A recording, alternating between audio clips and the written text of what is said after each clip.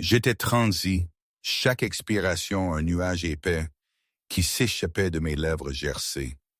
Mes poumons brûlaient et le froid de cette nuit de décembre 1877 à Pierre-Noire était une bête vivante qui mordait jusqu'aux os.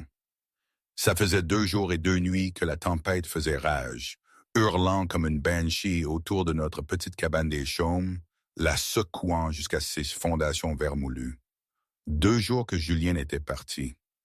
Il est mort, je me répétais en boucle, le cœur tambourinant dans ma poitrine vide. Il est gelé quelque part dans la montagne où il a glissé, la neige l'a englouti. Chaque craquement du bois me faisait sursauter, chaque coup de vent un espoir fou que c'était lui à la porte. Mais non, toujours rien. Juste le silence assourdissant de mes propres peurs. Vous savez, on ne s'habitue jamais vraiment à l'absence. On apprend à vivre avec, c'est tout. Et pour moi, Mary Warner, fille de mineur dans ces grandes plaines impitoyables, l'absence était devenue une vieille amie. Mon père, il n'était pas un homme des montagnes comme Julien.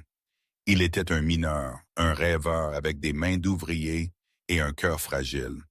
La mine de la Reine d'Argent, c'était toute sa vie, notre raison d'être ici.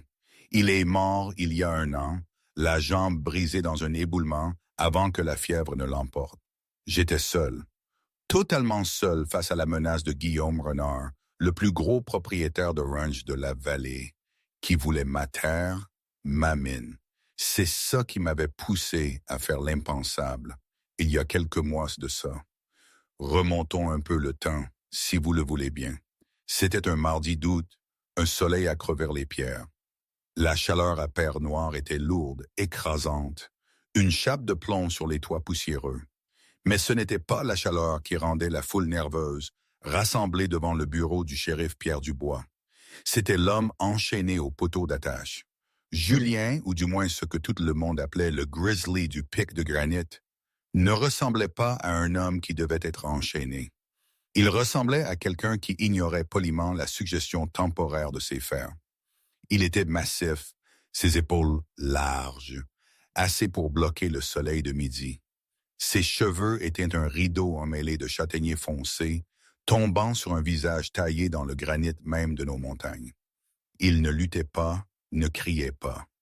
Il se tenait là, saignant d'une coupure au-dessus de l'œil, ses yeux d'un bleu glacial, prédateur balayant la foule. Moi, j'avais 24 ans, mais le vent rude de la frontière avait déjà creusé des rides d'épuisement autour de mes yeux. Je me tenais à l'arrière, essayant de me faire petite, de cacher mes tremblements. J'avais les jointures blanches à force de serrer ma bourse.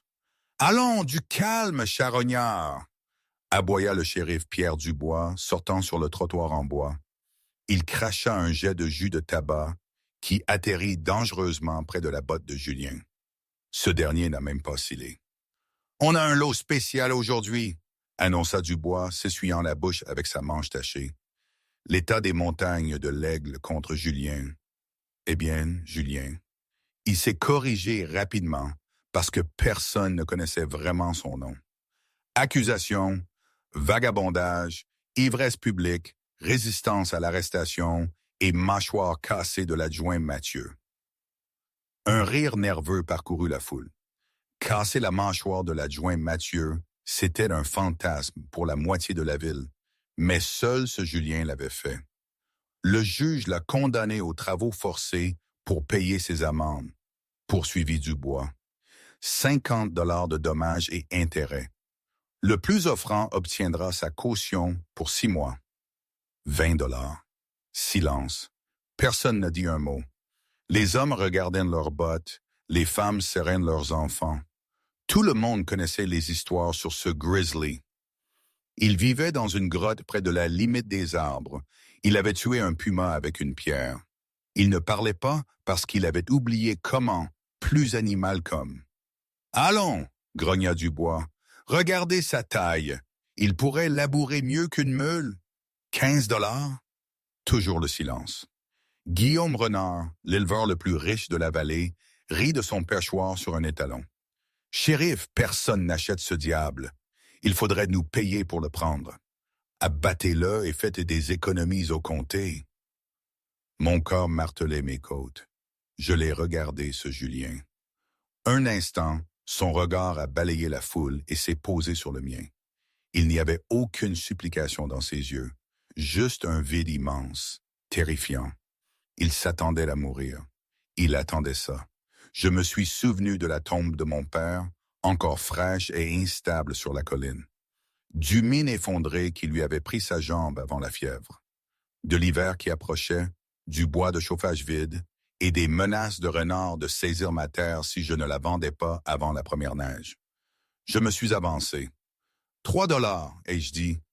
Ma voix était douce, presque inaudible. Parle plus fort, ma fille, aboya Dubois. J'ai éclairci ma gorge, le menton levé. 3 $, je mise 3 $. La foule a éclaté de rire. Guillaume Renard s'est tapé la cuisse. 3 $? Ça ne paiera même pas le whisky qu'il a bu avant de détruire le saloon. C'est tout ce que j'ai, et je dis, ma voix devenant plus ferme. Et c'est 3 $ de plus que vous n'en avez en ce moment, shérif. Dubois m'a lancé un regard noir. Il a regardé la foule silencieuse, puis la masse menaçante de Julien. Il voulait que ce problème disparaisse. Il ne voulait pas nourrir Julien un jour de plus, et il ne voulait certainement pas être celui qui essaierait de le pendre. 3 $ une fois, ricana Dubois. À la file de la veuve Warner, j'espère que vous avez creusé une tombe, mademoiselle. 2 fois. Julien me regardait. Il a légèrement incliné la tête, comme un loup évaluant un lapin particulièrement idiot. Adjugé. Dubois a frappé son marteau sur la balustrade. Dégagez-le, les gars, et donnez-lui la clé. Je me lave les mains de tout ça. L'adjoint a jeté une clé en fer rouillé dans la poussière à mes pieds. La foule s'est écartée, formant un large cercle, une arène. Ils voulaient voir ce qui allait se passer une fois les chaînes retirées. J'ai avancé. La poussière s'accrochait à mes jupes. Je me suis agenouillé et j'ai ramassé la clé. Elle était froide et lourde, comme une arme. Je me suis approché de Julien. De près, il sentait la résine de pin, la sueur rance et le feu. Il me dominait, sa respiration lente et profonde. « Monsieur Julien », ai-je murmuré, mes mains tremblant si fort que j'avais du mal à trouver la serrure de ses fers au poignet. « Mon nom est Marie, j'ai un chariot. Si vous me tuez, le shérif vous abattra avant que vous n'atteigniez la limite des arbres. Si vous travaillez pour moi, je vous nourrirai et je signerai vos papiers de libération au printemps. » Julien n'a pas répondu. Il s'est contenté de regarder mes mains. Le cadenas a cliqué. Les fers sont tombés avec un bruit sourd. La ville a retenu son souffle. Julien s'est frotté le poignet. La peau était à vif et ensanglantée. Il a regardé le shérif, puis Renard, et enfin moi. Il n'a pas souri. Il n'a pas hoché la tête. Il s'est simplement retourné et a marché vers le chariot que je lui avais montré, sa démarche dévorant le sol. Il est monté à l'arrière et s'est assis, fixant l'horizon. « Eh bien, je suis damné », a chuchoté quelqu'un. J'ai relâché un souffle que je sentais avoir retenu toute ma vie. Je suis monté sur le siège du conducteur, j'ai claqué les rênes et j'ai guidé les chevaux hors de la ville, sentant le poids de ces 140 kilos de danger silencieux, assis juste derrière moi. Le trajet de Père Noir à la ferme des Chaumes a duré 4 heures en chariot, serpentant à travers les lacets des contreforts du massif de la Dent du Loup. Pendant la première heure, j'ai conduit avec ma Winchester posée sur mes genoux, mon doigt près de la gâchette. Chaque bosse sur la route, chaque mouvement de poids dans le chariot me faisait tressaillir. J'attendais l'attaque. J'attendais que des mains rudes m'attrapent les cheveux ou qu'ils sautent simplement et disparaissent dans la nature. Mais Julien n'a fait ni l'un ni l'autre. Il était assis en tailleur à l'arrière du chariot, dos à moi, regardant la piste s'éloigner. Il était aussi immobile qu'un rocher. Le seul signe qu'il était vivant était le va-et-vient rythmique de ses épaules massives. Au moment où le soleil a commencé à plonger vers les sommets, peignant le ciel de nuances violettes et oranges, ma peur a commencé à se transformer en irritation. J'avais acheté un homme pour 3 $, mes 3 derniers dollars, pour sauver ma maison, et je ne savais même pas s'il comprenait le français. Il y a de l'eau dans la gourde à l'arrière, ai-je lancé, sans tourner la tête. Aucune réponse. J'ai dit, il y a de l'eau et du pain dur dans le sac. Silence, j'ai tiré sur les rênes, arrêtant les chevaux. L'arrêt brutal a fait tanguer le chariot. Je me suis retourné, le fusil à la main. Écoutez, ai-je dit, ma voix rauque d'épuisement. Je ne sais pas ce qu'ils vous ont fait dans cette prison, et je m'en fiche. Mais je ne suis pas Renard, et je ne suis pas le shérif. J'ai besoin d'aide. Mon père est pend. La mine est inondée. Le toit fuit. J'ai 3 mois pour extraire assez de minerais pour payer les impôts, ou je perds tout. Vous comprenez? Julien a tourné lentement la tête. Le mouvement était fluide, contrôlé. Il a regardé le fusil dans mes mains, puis mon visage. Il a tendu la main, son geste d'une vitesse qui m'a fait haleter. J'ai reculé, levant le canon, mais il ne m'a pas atteinte. Il a tendu la main derrière moi, attrapant une taon sur le flanc du cheval de tête. Il l'a écrasé entre son pouce et son index, l'a jeté, puis a pris la gourde. Il a bu longuement et profondément, s'est essuyé la bouche et me l'a rendu. Puis, pour la première fois, il a émis un son. C'était un grognement grave, accompagné d'un signe de tête vers la route. « Conduisez, je l'ai fixé. »« Bien, ai-je marmonné, me retournant. Comme vous voulez. Soyez du genre silencieux. » Nous sommes arrivés à la ferme au crépuscule. C'était un endroit désolé. La cabane était solide mais altérée. La grange penchait dangereusement à gauche, et l'entrée de la mine, une gueule sombre dans le flanc de la colline, était envahie par les herbes folles. Elle ressemblait exactement à ce qu'elle était, un endroit géré par un homme mourant et sa fille dépassée. Je suis descendu. La grange est là-bas. Il y a de la paille propre dans la mezzanine. Vous pouvez dormir là. Je vous apporterai une couverture et du ragoût une fois le feu allumé. Julien a sauté. Il a atterri silencieusement malgré sa taille. Il a inspecté la propriété. Ses yeux se sont attardés sur la grange penchée, puis sur le tas de bois, qui était désespérément petit. Je m'attends à ce que le travail commence au lever du soleil, ai-je dit, essayant de paraître autoritaire. On commence par le bois, puis le toit. Julien ne m'a pas répondu. Il a marché droit vers l'abreuvoir, a plongé toute sa tête dedans et est ressorti en secouant ses cheveux comme un chien mouillé. L'eau a giclé partout. J'ai soupiré, me réfugiant dans la cabane. J'ai fermé la lourde porte en chaîne derrière moi, une habitude, bien que je savais qu'un verrou n'arrêterait pas un homme comme lui. À l'intérieur, la cabane était froide. J'ai allumé la lanterne et ravivé le poêle, la routine familière calmant mes nerfs. J'ai préparé un ragoût frugal de pommes de terre et de lard salé. Quand je suis ressorti avec un bol et une couverture, Julien avait disparu.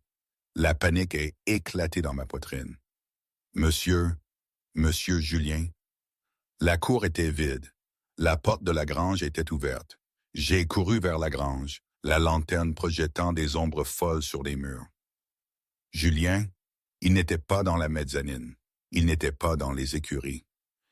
Il est parti, ai-je pensé, un poids écrasant de désespoir me frappant. Il a pris la nourriture, l'eau, et s'est enfui. J'ai gâché 3 $. Je vais perdre la ferme. Je suis retourné à la cabane, les larmes me brûlant les yeux. Je me suis assise sur les marches du porche, la tête entre les mains. J'étais vraiment seul maintenant. Tac, tac. Le son était sec et fort. J'ai levé les yeux. Tac, tac. Il venait du côté de la maison. J'ai attrapé la lanterne et j'ai contourné le coin. Julien était là. Il avait trouvé la hache. Dans la quasi-obscurité, éclairée seulement par la lune et ma lanterne, il était en train de démolir le tas de bûches. Il ne coupait pas seulement du bois, il l'oblitère. Un coup, une fente. Il se déplaçait avec une efficacité rythmique terrifiante. En 10 minutes, il avait déjà fendu plus de bois que je n'aurais pu en faire en une semaine. Il avait enlevé sa chemise. Son dos était une carte de cicatrices, marques de fouet, griffures, brûlures. C'était une histoire de violence écrite sur la peau. Je suis resté figé, le regardant. Il savait que j'étais là. Il devait le savoir, mais il n'a pas arrêté. Tac! Il a fait une pause, posant la tête de la hache au sol. Il s'est tourné pour me regarder. Il a pointé le bol de ragoût que je tenais encore, puis le tas de bois qu'il avait fendu. C'était un échange du travail contre de la subsistance, un contrat simple et brutal. J'ai fait un pas en avant et j'ai posé le bol sur une souche. « Merci », ai-je dit doucement. Julien a grogné. Il a pris le bol et s'est assis par terre, mangeant avec ses doigts, ignorant la cuillère. Le lendemain matin, le drame a vraiment commencé. Je me suis réveillé au son de chevaux tonnant dans la cour. Mon cœur a bondi dans ma gorge. Je suis sorti du lit, tirant un châle sur ma chemise de nuit, et j'ai attrapé le fusil. J'ai ouvert la porte en grand. 5 hommes étaient dans la cour. C'était Antoine Leclerc, le contremaître de Renard, et 4 de ses hommes de main. Ils riaient, faisant le tour de l'abreuvoir. « Bonjour, mademoiselle Warner », a crié Antoine, sa voix onctueuse et moqueuse. « Nous sommes juste venus vérifier votre nouvelle acquisition. On a entendu dire que vous aviez acheté un monstre de compagnie. On voulait voir s'il mord. » J'ai pointé le fusil. « Dégagez de ma terre, Antoine. »« Allons, allons, Abby, » assurait Antoine, balançant sa jambe par-dessus sa selle. « On est juste de bons voisins. Où est-il? Il s'est déjà enfui? Ou il vous a tranché la gorge et nous parlons à un fantôme? » Un des hommes a repéré la paillasse de Julien dans la grange. « Hé, on dirait que le chien dort dans le foin. » Antoine a sorti un lasso de sa selle. « Tirez-le, les gars. Voyons si on peut lui apprendre les bonnes manières. » Le shérif dit qu'il est enrôlé pour le travail. Ça veut dire qu'il n'a pas de droit. 2 hommes ont mis pied à terre et se sont dirigés vers la grange. « Arrêtez !» ai-je crié, armant le fusil. Mais avant que je ne puisse tirer, une ombre s'est détachée du toit de la grange. C'était Julien. Il ne dormait pas dans le foin. Il était sur le toit, à surveiller. Il est tombé de près de 4 mètres, atterrissant directement sur le premier homme. Le bruit de l'air quittant les poumons de l'homme était audible à travers la cour. Le deuxième homme a cherché son arme, mais Julien était un flou de mouvement. Il a repoussé le pistolet, a attrapé l'homme par le col et la ceinture, et l'a lancé, oui, littéralement jeté, dans l'abreuvoir. Le cheval d'Antoine a henné de panique. « Qu'est-ce que... Julien s'est élevé. Il était torse nu à nouveau, le soleil du matin brillant sur sa poitrine cicatrisée. Il n'avait pas d'arme. Il n'en avait pas besoin. Il se tenait entre les hommes et mon porche, sa posture basse, ses mains lâches sur les côtés. Il a poussé un rugissement, un son primal qui a fait vibrer sa poitrine et a plus effrayé les chevaux que n'importe quel coup de feu. Antoine luttait pour contrôler sa monture. Il a regardé ces 2 hommes gémissant dans la poussière, puis le géant bloquant son chemin. « Vous faites une erreur sauvage », a crié Antoine, son visage pâle. « Vous touchez un homme blanc et ils vous pendront. » Julien a fait un pas en avant. Antoine a tiré sur ses rênes, faisant tourner son cheval brusquement. « Ce n'est pas fini, Warner. Vous m'entendez? On reviendra et on brûlera tout cet endroit avec vous 2 dedans. » Ils sont partis dans un nuage de poussière, laissant leur fierté et quelques dents cassées dans la terre. J'ai baissé le fusil, mes genoux tremblaient. J'ai regardé Julien. Il respirait fort. L'adrénaline circulant en lui était visible dans le tressaillement de ses muscles. Il s'est tourné vers moi. Ses yeux étaient sauvages, dilatés. Un instant, j'ai cru qu'il allait m'attaquer, que la violence avait pris le dessus. Mais il s'est contenté de regarder mes cheveux non tressés, en bataille de mon sommeil, souffler sur mon visage. Il a tendu une main. J'ai figé. Il a replacé une mèche de cheveux derrière mon oreille. Ses doigts étaient rugueux, colleux et tachés de terre, mais son toucher était étonnamment doux. Puis il s'est tourné, a marché vers le tas de bois, a pris la hache, et le tac rythmique a recommencé. Il était indomptable. Il était dangereux. Mais pour 3 $, il était à moi. Et pour la première fois en 1 an, je n'ai pas eu peur. Moment, ici je dois faire une pause. Le temps de reprendre mon souffle. Toute cette situation, avec Julien, avec la ferme, c'était d'une absurdité totale, non? Je veux dire, pensez-y. Je suis une jeune femme, seule, endettée jusqu'au cou, et ma solution, mon grand plan, c'était d'acheter un homme que la ville entière craignait, qu'on disait à moitié bête, pour 3 misérables $. En ma région d'origine, on aurait dit que j'étais folle à lier. Et le pire, c'est que ça a marché. Ou du moins, ça semblait marcher. C'est ça qui est étrange avec la vie, n'est-ce pas? Parfois, les décisions les plus désespérées, les plus folles, sont les seules qui s'offrent à vous. On navigue à vue, on prend des paris insensés. On ne sait jamais si c'est la bonne chose, si on ne va pas le regretter le lendemain matin. Est-ce que c'était du courage ou juste de la pure folie? Je n'en sais toujours rien. Mais j'ai dû vivre avec. On fait avec ce qu'on a et on serre les dents. De toute façon, cette peur qui me rongeait, la peur de tout perdre, elle était pire que la peur de n'importe quel homme. Ça, j'en suis sûr. Bref, revenons à nos moutons, ou plutôt à nos loups. Les semaines qui ont suivi l'affrontement avec Antoine ont été marquées par un silence brutal et rythmé. Julien n'était pas un homme, c'était un moteur de survie. Il ne demandait pas de direction. Il voyait simplement ce qui était cassé et le réparait. Le toit qui fuyait a été réparé avec des bardeaux de cèdre qu'il a fendus lui-même. La grange penchée a été redressée à l'aide d'un système complexe de poulies et de leviers que je ne pouvais pas comprendre, suggérant un esprit qui comprenait la physique bien mieux qu'un sauvage des montagnes ne le devrait. Mais la vraie bataille, c'était la mine. La reine d'argent, comme mon père l'avait baptisée, était un trou humide et dangereux dans la terre. Pour payer l'impôt avant janvier, il ne fallait pas seulement du bois. Il fallait du minerai de haute qualité. Je me tenais à l'entrée du filon, tenant une lanterne. Mon père disait que la veine plongeait vers le sud, ai-je dit à Julien. Mais le boisage est pourri. Si nous creusons, la montagne pourrait nous tomber dessus. Julien a pris la lanterne de ma main. Il a marché dans l'obscurité, la flamme projetant de longues ombres dansantes contre la roche humide. Il a passé une main sur les supports en bois. Ils étaient noirs de pourriture. Il en a frappé un du pied et de la poussière est tombée. Il s'est tourné vers moi et a secoué la tête. Dangereux. Il le faut, ai-je insisté, le désespoir se glissant dans ma voix. Nous n'avons pas le choix. Julien m'a regardé longuement. Puis il a saisi une pioche. Il n'a pas frappé la roche. Au lieu de cela, il a passé les 3 jours suivants à abattre de grands pins ponderosa. Il les a écorcés, les a fait sécher sur un feu et les a traînés dans la mine. Je l'ai observé avec étonnement alors qu'il réalisait un boisage en carré, une méthode sophistiquée de renforcement des puits de mine qui avait été inventée dans la mine de Carcassonne. Ce n'était pas le travail d'un sauvage, c'était le travail d'un ingénieur. Qui êtes-vous?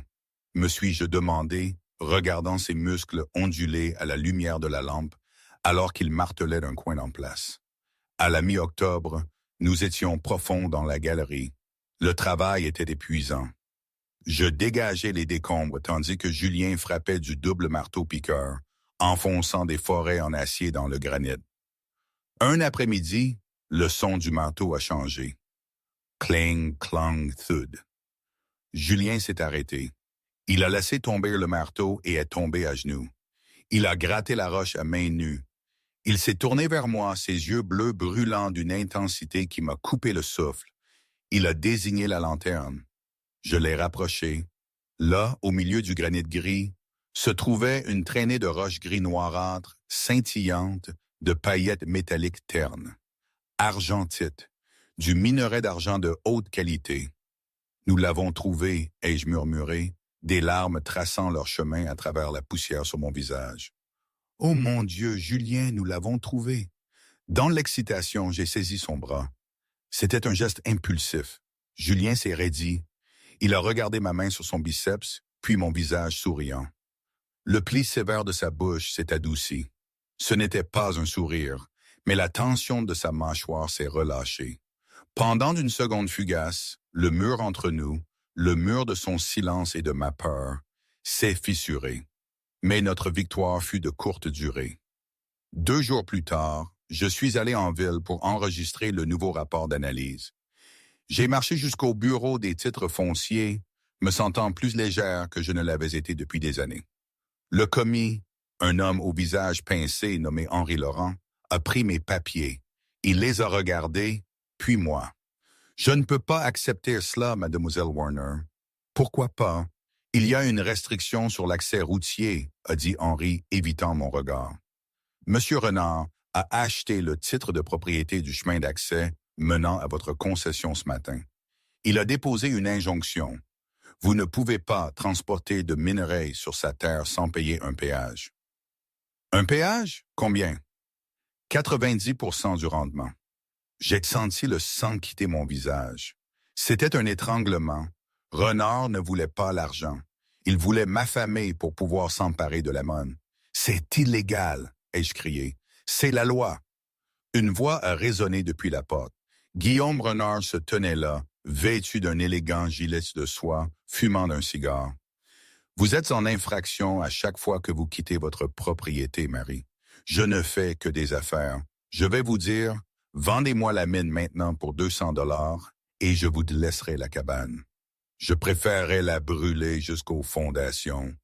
Ai-je craché? Les yeux de Renard se sont rétrécis. Alors profitez de l'hiver, petite. J'entends dire qu'il va être froid.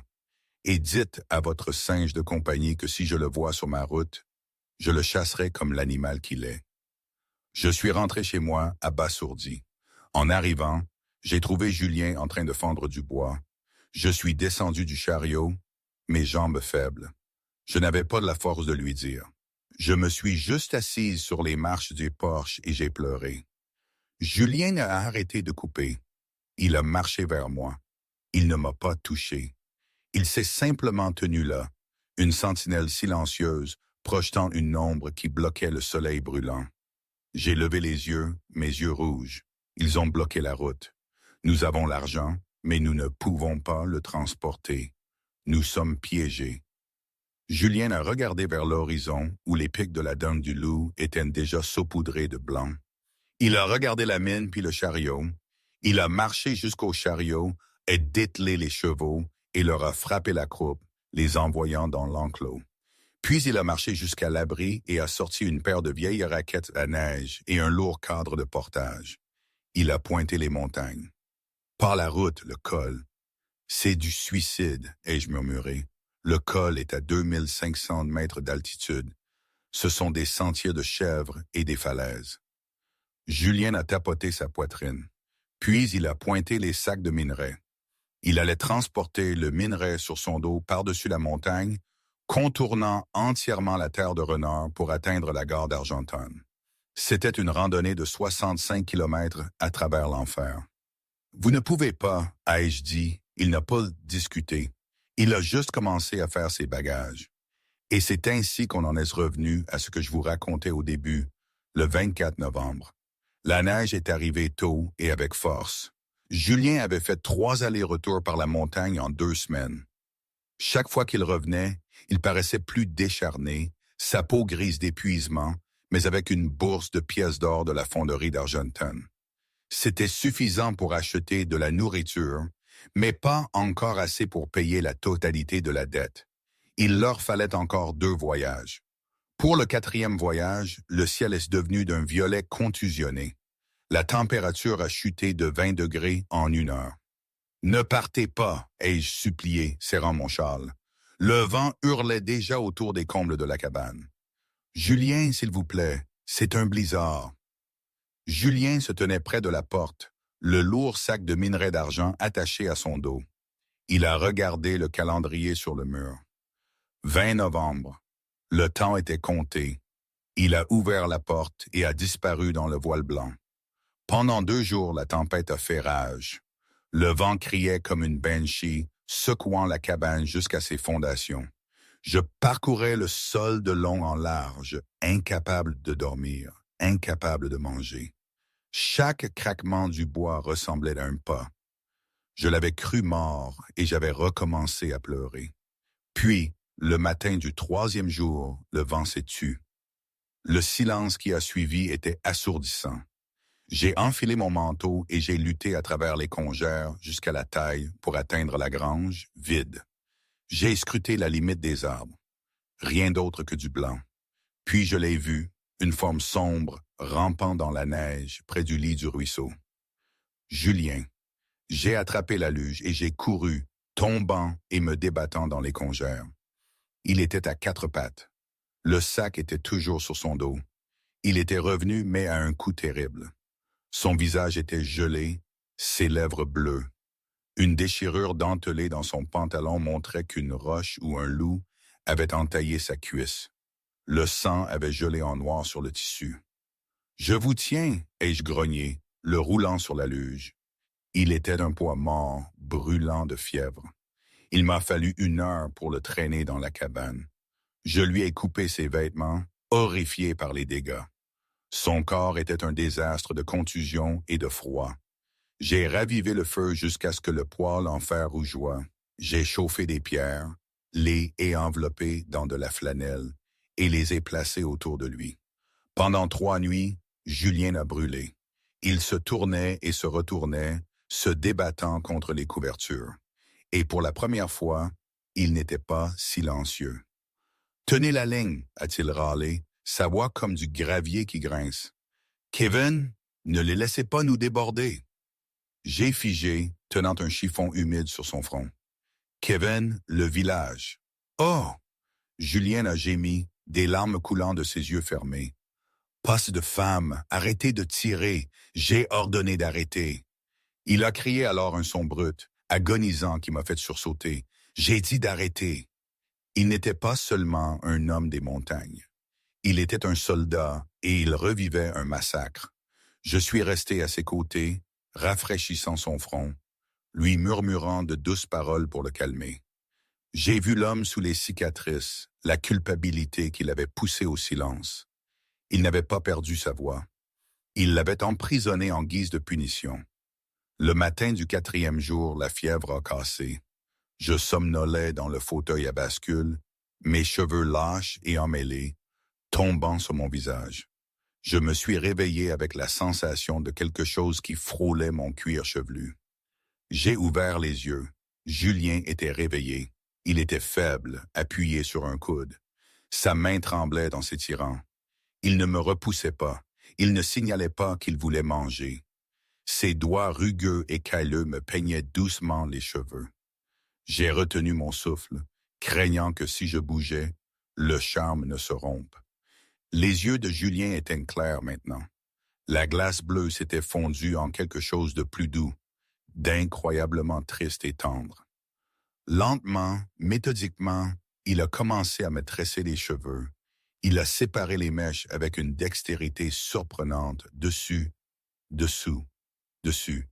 Il a travaillé en silence. Sa concentration absolue. C'était un acte intime, bien plus intime qu'un baiser. C'était une revendication. C'était des excuses. C'était une déclaration qu'il était toujours humain. Quand il a eu terminé, il a attaché l'extrémité avec une bande de cuir de son poignet. Il a laissé sa main reposer sur mon épaule un instant. La chaleur de sa paume s'est infiltrée à travers ma robe, réchauffant ma peau. Je me suis tourné pour le regarder. « Vous étiez un soldat » ai-je murmuré, avec le capitaine Kevin. Julien a tressailli. Ce nom l'a frappé physiquement. Capitaine Kevin Moss, le légendaire officier irlandais qui était mort au champ de l'ours juste 1 an auparavant. Julien a détourné le regard, fixant le feu. Il a tendu la main vers l'ardoise que j'utilisais pour compter les provisions. Il a pris la craie. Il a écrit 3 mots. « Lieutenant Julian Thorne ». J'ai hallété. Je connaissais ce nom. Tout le monde dans le territoire connaissait ce nom. Julian Thorne était un officier de cavalerie porté disparu après une escarmouche avant la campagne du Champ de l'Ours. Il était un héros pour certains, un fantôme pour d'autres. Un homme d'une riche famille de Paris, ou je ne sais d'où, qui avait disparu dans la nature. « C'est vous, ai-je respiré. Vous n'êtes pas Julien, le Julien qu'on dit. » Il a secoué la tête violemment. Il a effacé le nom avec son pouce. Il a pointé sa poitrine. « Julien, a-t-il écrit à nouveau. Julien est mort. Il est mort quand il n'a pas pu les sauver. J'ai tendu la main et j'ai pris la sienne, l'empêchant d'effacer les mots. Vous m'avez sauvé, ai-je dit avec ferveur. Vous avez sauvé cette ferme. Vous n'êtes pas un fantôme, Julien. Vous êtes l'homme qui est là en ce moment. Julien a regardé nos mains jointes, la grande main cicatrisée du grizzly et la petite main pâle de la femme qui l'avait achetée. Il ne s'est pas retiré. Pour la première fois, il a serré en retour. Mais la paix ne pouvait pas durer. Alors que Julien guérissait, la date limite de paiement des impôts approchait. Et Guillaume Renard, réalisant que l'homme des montagnes n'était pas mort dans la tempête, a décidé qu'il était temps d'arrêter de jouer avec la loi. Si la nature ne tuerait pas Julien, Renard devrait le faire lui-même. On était le 24 décembre 1877. La ferme des Chaumes. L'air était si froid qu'on avait l'impression d'inhaler du verre brisé. À l'intérieur de la cabane, l'ambiance était tendue mais triomphante. Sur la table, 4 lourds sacs de toile, chacun, rempli de minerais d'argent de haute qualité, assez pour payer les impôts, assez pour acheter de la nourriture pour les chevaux, assez pour survivre. Mais dehors, l'obscurité se rassemblait. Et ce n'était pas seulement la nuit. Julien se tenait près de la fenêtre, regardant à travers une fente dans les volets. Il avait nettoyé sa Winchester 3 fois au cours de la dernière heure. Il portait un lourd manteau de laine que je lui avais raccommodé, ses cheveux maintenant soigneusement attachés en arrière avec la bande de cuir. Il ressemblait moins à une bête et plus à un roi en exil. « Ils viennent ce soir, n'est-ce pas ?» ai-je demandé. Je faisais fondre du plomb dans une louche sur le poêle, coulant des balles. J'avais appris vite. Julien a hoché la tête. Il s'est déplacé vers la table et a utilisé son doigt pour dessiner une carte dans la farine renversée. Maison, grange, limite des arbres. Il a tapoté la limite des arbres. Surveillance. À minuit, la première torche est apparue. Elle a volé dans les airs comme une étoile filante, atterrissant sur le toit de la grange. Les bardeaux de cèdre sec ont pris feu instantanément. « Les chevaux !» ai-je crié, attrapant mon fusil. Julien m'a arrêté d'une main sur ma poitrine. Il a secoué la tête. Non, il a montré la porte arrière. Il avait déjà déplacé les chevaux dans les broussailles denses derrière la maison il y a des heures. Il connaissait les tactiques de Renard. « Sortez, Warner !» La voix de Guillaume Renard a résonné dans l'obscurité. « Le feu est chaud ce soir. Ne nous forcez pas à brûler la maison aussi. » Des coups de feu ont éclaté. Des balles ont percuté les lourds murs de rondins de la cabane, brisant la vitre des fenêtres. Je suis tombé au sol, couvrant ma tête. Julien n'a pas scié. Il a soufflé la lanterne, plongeant la cabane dans une obscurité totale. Puis il a bougé. Il n'a pas riposté. Au lieu de cela, il a glissé par la porte de la cave, une ombre se fondant dans la nuit. J'étais allongé sur les planches, serrant ma Winchester, mon cœur battant contre le bois. J'ai compté les secondes. 1, 2, 3. Dehors, les cris ont changé. Cernez l'arrière. Mettez le feu. La phrase s'est terminée par un gargouillement étranglé. Leclerc, où es-tu? Silence. Je l'ai vu près du puits. Tirez-lui. Bang, bang. Puis un cri de terreur pure. Ma jambe. Il m'a cassé la jambe. Julien était là dehors, et il ne se battait pas comme un homme civilisé. Il se battait comme le fantôme qu'ils craignaient tous. Il utilisait l'obscurité, le terrain et sa force terrifiante pour démanteler la bande de Renard. Morceau par morceau. Je me suis traîné jusqu'à la fenêtre. À la lumière de la grange en feu, j'ai vu un homme courir vers la maison avec une torche. J'ai stabilisé mon fusil sur le rebord. J'ai respiré juste comme Julien me l'avait appris. Crac! Le porteur de torche est tombé dans la neige. L'homme a hurlé, agrippant son épaule, et s'est éloigné en rampant. « Retraite! » a crié Renard de quelque part près de la limite des arbres. « C'est un démon! Repliez-vous vers le col! » Les coups de feu ont cessé. Les bruits de sabots se sont estompés. J'ai attendu 10 minutes avant d'oser ouvrir la porte. La grange était un brasier rugissant, la chaleur faisant fondre la neige dans un large cercle. Julien est sorti de la fumée. Il boitait légèrement et il y avait du sang frais sur ses jointures. Mais il était vivant. Il a marché jusqu'à moi, sa poitrine se soulevant. Il a regardé la grange en feu, puis moi. Il a tendu la main et a touché ma joue, vérifiant mes blessures. N'en trouvant aucune, il a tourné son regard vers la route. Renard ne s'était pas seulement retiré. Il était allé bloquer la seule route vers la ville. Le bureau des impôts ouvrait à 8 heures du matin le 26 décembre. S'il ne payait pas avant midi, la propriété serait confisquée. Julien est entré dans la maison, a attrapé les sacs d'argent et les a jetés dans la luge. Il a attelé les chevaux. « Julien » ai-je demandé, courant après lui. « Où allons-nous? Ils nous tueront sur la route. » Julien n'a pas signé. Il m'a juste soulevé sur la luge et m'a enveloppé dans une couverture de bison. Il est monté sur le siège du conducteur, a claqué les rênes et a conduit l'attelage non pas vers la route, mais vers le lit de la crique gelée. Il n'allait pas les affronter sur la route. Il portait la guerre jusqu'en ville.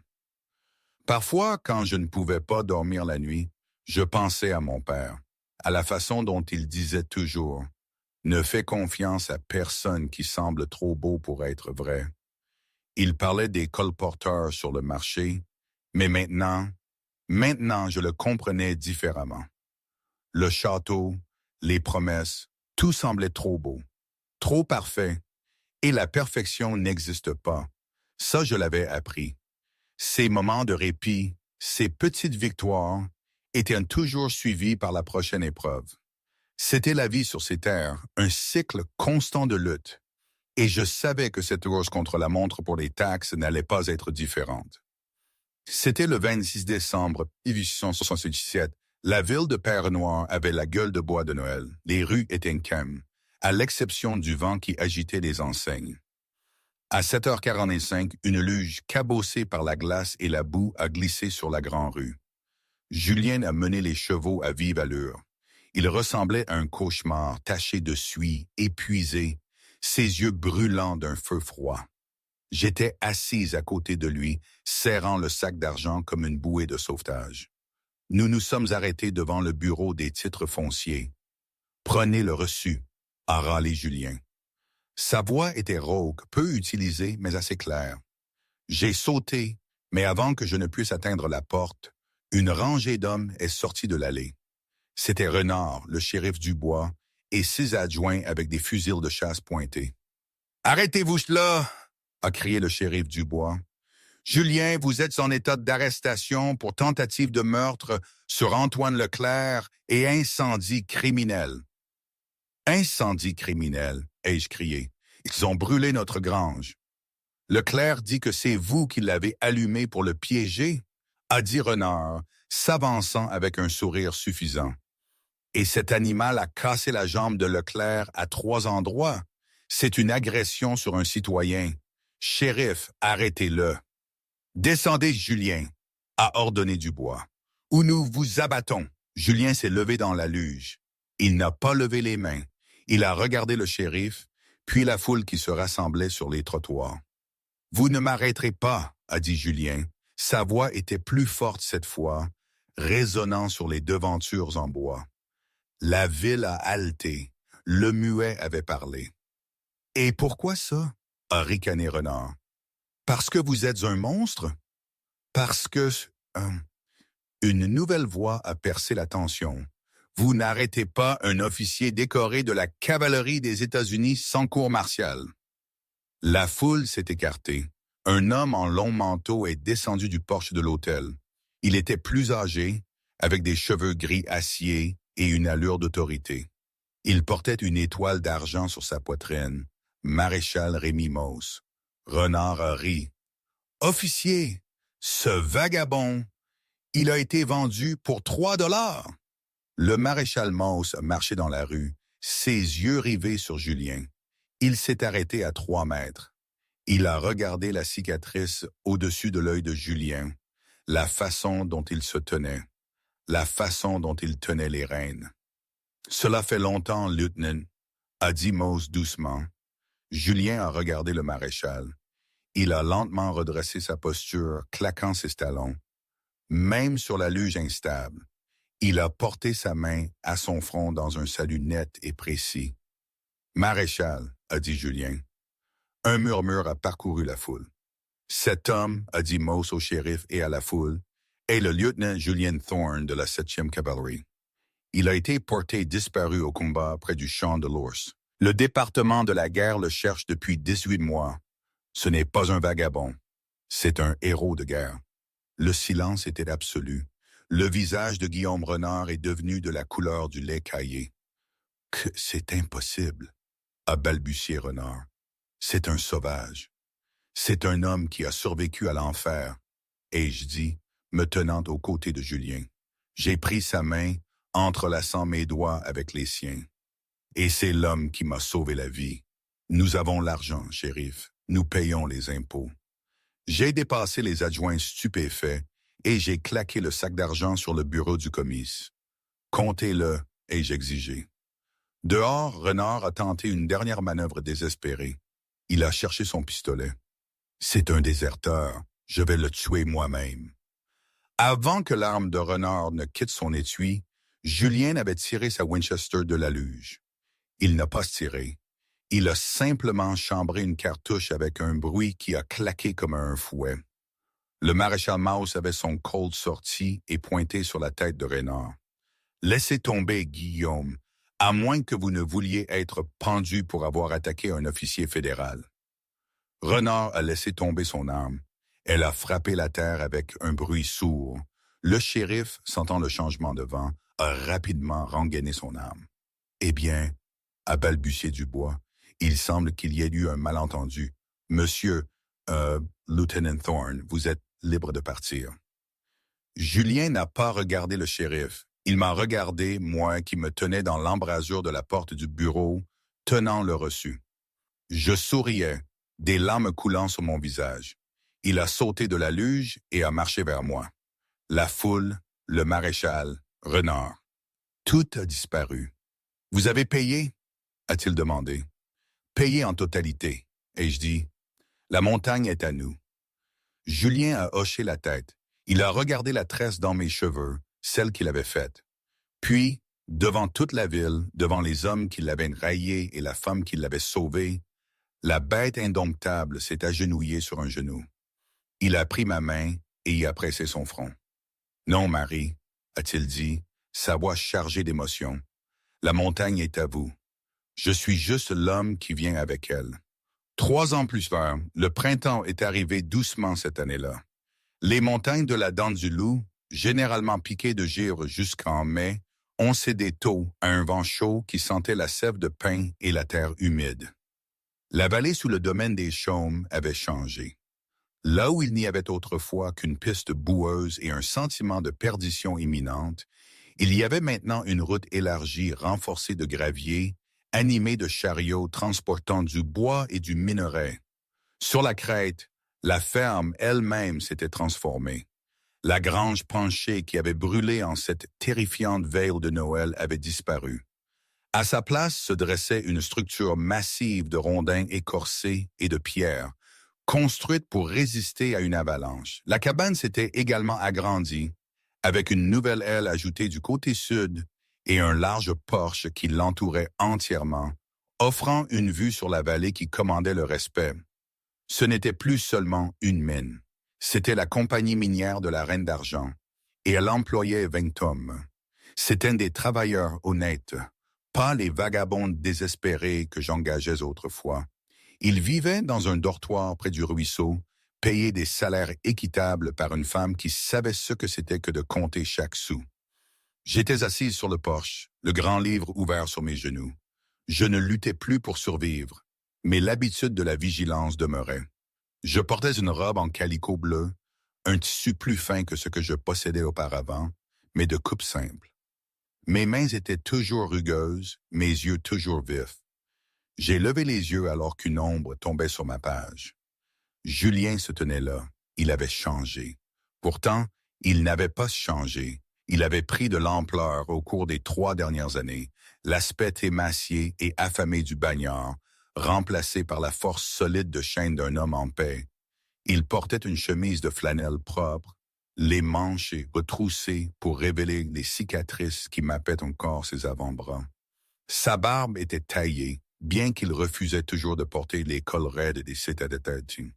Il ressemblait à la montagne elle-même, calme, inamovible et dangereux si on le contrariait. Il tenait un petit bouquet de fleurs sauvages violettes dans sa main massive. Des pulsatilles, le premier signe du printemps. La neige se dégage sur le col supérieur, a-t-il dit. Sa voix était profonde, résonnante, comme des pierres roulant dans le lit d'une rivière. Il ne parlait pas souvent. Les vieilles habitudes ont la vie dure, mais quand il le faisait, les hommes de la mine cessaient de travailler pour l'écouter. J'ai pris les fleurs, souriant en les portant à mon nez. « Ça veut dire que vous disparaissez à nouveau? »« Pas disparaître, » a corrigé Julien doucement. Il s'est assis sur la balustrade du porche, le bois gémissant légèrement sous son poids. « Chasse, j'ai vu des traces d'élan près de la limite des arbres. L'équipe a besoin de viande. »« Prenez le petit, » ai-je dit doucement, baissant les yeux. Julien a suivi mon regard vers le berceau qui se balançait doucement près de mes pieds. À l'intérieur, un bébé de 6 mois dormait, une touffe de cheveux châtaigniers foncés sur la tête. « Il est trop petit, Marie, » a grommelé Julien, bien qu'un sourire tirait le coin de sa bouche sous sa barbe. Il peut à peine lever la tête, encore moins un fusil. Il a besoin d'apprendre les bousses, Julien, ai-je taquiné, utilisant son nom de naissance, un secret que seuls nous partageons dans l'obscurité. L'expression de Julien s'est assombrie. Le nom portait toujours le poids des fantômes. Il a marché et s'est agenouillé près du berceau, son mouvement étonnamment gracieux pour un homme de sa taille. Il a laissé la petite main du bébé s'enrouler autour de son doigt cicatrisé, le même doigt qui pouvait briser la clavicule d'un homme. « Non, » a-t-il murmuré, sa voix chargée d'émotion. « Il s'appelle Samuel. » Julien Thorne était mort il y a longtemps. Il était mort dans la neige pour que Julien puisse vivre. C'était un choix qu'il avait fait le jour où le maréchal Moss avait quitté la ville. Le maréchal lui avait proposé de le réintégrer, de laver son nom à Paris, de le rendre à la riche famille parisienne qui le croyait mort. Julien avait refusé. Il avait dit à Moss que l'officier qui avait participé à la campagne du Champ de l'Ours était parti. L'homme qui restait appartenait à cette montagne et à la firme qui l'avait achetée. La paix de l'après-midi a été interrompue par le son d'une calèche montant l'allée. Ce n'était pas un chariot de minerais, c'était un buggy noir poli, un véhicule de la ville. Je me suis raidi. Julien s'est levé lentement, sa main se dirigeant instinctivement vers la Winchester appuyée contre le mur. Un homme est descendu, il était vêtu d'un costume à carreaux, tenant un carnet et portant un chapeau melon. Il semblait déplacé, comme un paon dans une tanière d'ours. « Bonjour » a appelé l'étranger, essuyant la poussière de son revers. « Est-ce que la résidence du Grizzly du Pic de Granit ?» Julien n'a pas répondu. Il s'est contenté de regarder fixement. « Je suis Thaddée P. Morel » a annoncé l'homme, bombant le torse. « Écrivain pour le Fils de New York. Je suis venu chroniquer votre histoire. Le récit de l'héritière et du sauvage. Le mari à $3, des lecteurs de l'Est en raffolent. Je me suis levé, mon visage froid. Nous ne sommes pas une histoire, monsieur Morel.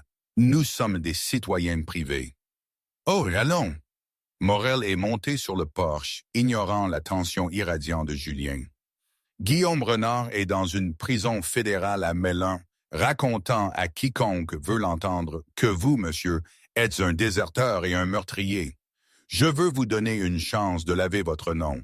Parlez-moi de la guerre. Parlez-moi des scalps. Julien a bougé. Ce fut d'un flou. Un instant, il était près de la balustrade. Le suivant, il était devant Morel.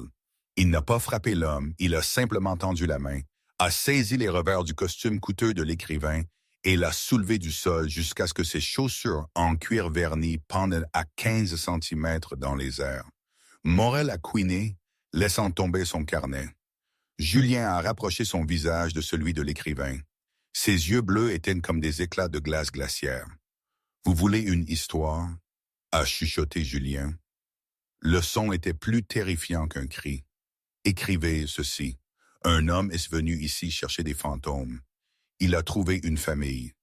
Et s'il revient, on ne le trouvera pas du tout. » Il a lâché l'écrivain. Morel s'est précipité en arrière, serrant son chapeau, essoufflé et pâle. « Je comprends parfaitement, » a balbutié Morel. Il a couru à son buggy, fouettant le cheval jusqu'à la frénésie alors qu'il redescendait la route. J'ai regardé le nuage de poussière se dissiper, essayant de réprimer un sourire. Vous n'avez rien perdu de votre savoir-faire. Julien s'est tourné vers moi. La colère avait disparu de ses yeux, remplacée par cette chaleur rare et douce qui n'était réservée qu'à moi. Je vous l'ai dit, je ne suis pas apprivoisé. Non, ai-je acquiescé, marchant vers lui et posant mes mains sur sa poitrine, sentant le battement régulier de son cœur. Vous ne l'êtes pas. Il a tendu la main et a touché la tresse qui pendait sur mon épaule. Il le faisait encore chaque matin. C'était notre rituel. Avant le café, avant les mines, avant que le monde ne s'immisce, il s'asseyait derrière moi et me tressait les cheveux.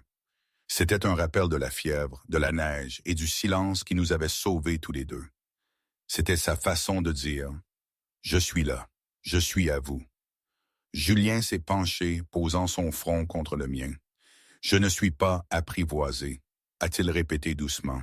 « Je suis juste à la maison. » La légende de Julien et Marie a grandi au fil des années, bien que nous n'en ayons jamais parlé. La mine de la Reine d'Argent a produit pendant 30 ans, finançant des écoles et un hôpital à Père-Noire. Samuel a grandi fort, apprenant le latin de sa mère et comment traquer un puma de son père. Il n'a jamais connu son père comme un noble parisien ou un officier de cavalerie. Il l'a seulement connu comme l'homme le plus fort du territoire, celui qui pouvait porter un rondin tombé sur son dos, mais qui s'asseyait des heures à tenir un enfant malade. Guillaume Renard est mort en prison, sans un sou et oublié. Julien n'a jamais quitté la montagne.